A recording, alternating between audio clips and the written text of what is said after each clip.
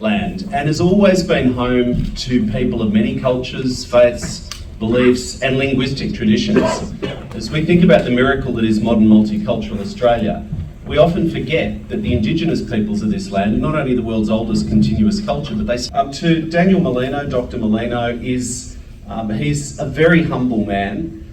He's a very kind person, a friend, but he's also one of the smartest people in the federal parliament. He is a genuine intellect, and we're lucky to have him here. Many generations here, but resilient and positive, despite often, in the case particularly of Sri Lanka, the difficulties and the tragedies at times that the community has gone through. The Tamil community, of course, comes on so many different migration pathways: skilled migration, business migration, students, as well, of course, as the humanitarian. And I think I was listening carefully to the list of countries you mentioned. I think if you found someone from Fiji and South Africa, you'd pretty much have the set complete, of course, because there are Tamil-speaking communities in so much of the world. But migrants to Australia, especially humanitarian and skilled migrants, are so entrepreneurial. Far more likely to start a business, create wealth, have a crack, employ people than most other groups in the country. And one of my favourite little stats to illustrate that, back in the year 2000, Australia had about 6 billionaires. 4 of them came as humanitarian migrants to this country, and we do so well from migration to our land. But one of the things that has often struck me is the untapped potential as a country, the opportunity to leverage more from our diaspora communities, and particularly using our multilingual society, not just for business, but connection, diplomacy and so on, but particularly that trade and commerce. And it'd be hard to think of a better language than Tamil, given that global footprint, the oldest living language in the world, 5,000 years old. And so much potential, and it's been fantastic to be able to provide grants as a new Labor government to the Tamil language school here as well, to keep that language flowing to the next generation. But the third thing that I just want to spend a couple of minutes remarking upon is the importance of community networking events, community-driven networking events and chambers of commerce. Events like these are so important. They serve a critical purpose, but they follow in a fine tradition in Australian multiculturalism, be they young professionals groups or chambers of commerce, often country groups, but in the case of Tamil language, a language-driven group that crosses multiple nations. It's important particularly though, and I'll flip my Multicultural Affairs Minister hat on for a second, it's important because people not born in Australia, for those people, and I know some people were born here, but for people who weren't born in Australia, networks are often the key thing which people lack to start or grow a business or indeed pursue a professional career in whatever sector. Sometimes, unfortunately, it's not enough to be bright, hard-working, creative, entrepreneurial, committed. Every society on the planet comprises those networks of influence, some seen and some unseen. Now, Australia is one of the most egalitarian countries in the world, and we've got so much to be proud of in that respect and celebrate. But business networking is critical in any region or community, and it can be especially important for migrant communities.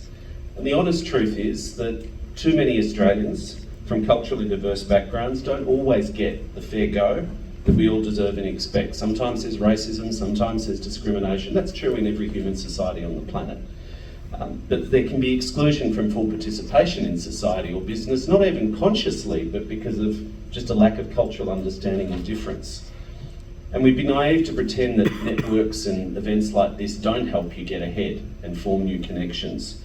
Cass has heard me talk about this quite recently, and it's not something, not a hard luck story, but my dad died when I was 4, and I was lucky. My mum raised my brother and I. We didn't have a lot, we weren't wealthy. She gave us everything we needed, and I'm not suggesting that, we didn't have what we needed. We didn't have much, and Mum used the life insurance when my dad died to send me to one of Melbourne's best schools. And so I was like the poor kid at the really rich school.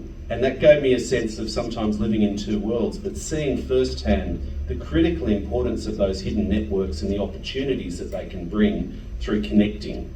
And so I think events like this really, really do matter, and they make a real difference.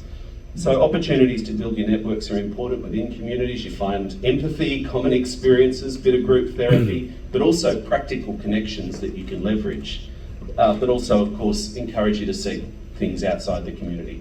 The final thing I just want to touch on, just a couple of brief words in closing on multiculturalism and multicultural Australia. The first thing that sometimes worries me is the minute we say multicultural, we start talking about, I don't know, multicultural policy or, ethnic stuff, and that's fine. But as Australians, we have far more in common than we have difference. And whatever people's cultural background, faith background, language, tradition, we all want a strong economy. We all care about, and Daniel can talk further about this far more eloquently than I ever could. People are interested in business that inflation's coming down, and it is coming down. It's more than half since we came to government. They actually care about the debates as Australians. Before, in some ways, identity stuff, well, the tax cuts that have started to flow and what they're doing, are they fair? And the decision that we took, and we copped a lot of crap for that as a government, to push tax cuts to low and middle income earners to help people through cost of living pressures. People are proud, rightly, of Medicare, a system that Labor governments have fought for decades to build, and it's the envy of the world. That basic right to see a doctor based on your Medicare card, not your health, not your credit card. Education. If there's one thing that migrants to this country want more than anything, it's a good education for their kids to have a better life. So I just always put that out the way first, because we have that in common. But to be a successful multicultural country is not the same thing as just being ethnically diverse or linguistically or religiously diverse. Successful multicultural society takes hard work and leadership. It means sustained government policy, and next year we celebrate the 50th anniversary of the Whitlam Labor government's introduction of the Racial Discrimination Act, outlawing as the law of this land discrimination based on people's ethnic identity. It takes sustained investments and support for community gatherings and centres like this, but the secret sauce, the magic ingredient, is community leadership. And so I'll close on that, but really want to acknowledge the community leaders of the Victorian Tamil Association that worked so hard for so many years, decades indeed, to get the funding model together and get the community together to leverage the resources in the community and to come knocking on our doors and get that little bit extra. And also for the volunteer leadership of the ATCC. Events like this don't just happen, they happen because a few people decide to step up, and governments can only do so much. The best